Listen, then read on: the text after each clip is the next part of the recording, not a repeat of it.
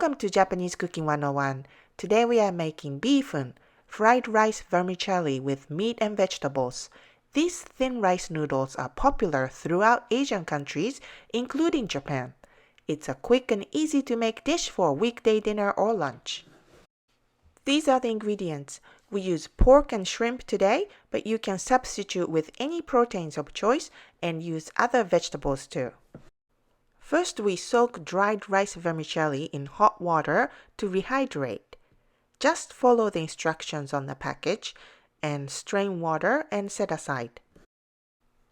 Peel and cut onion in half and slice thinly.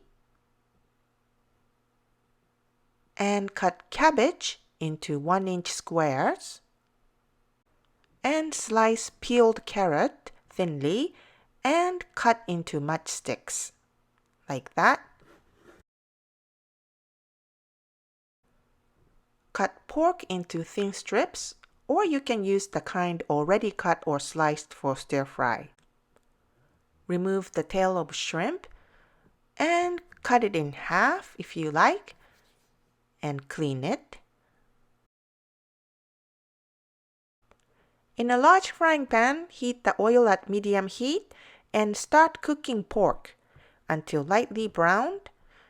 Then add the shrimp and cook until the color changes. Add onion, carrot, and the cabbage and cook until softened. Add the noodles and stir fry for a minute. Then add some water and the seasonings, salt and pepper, soy sauce, sake, and some oyster sauce.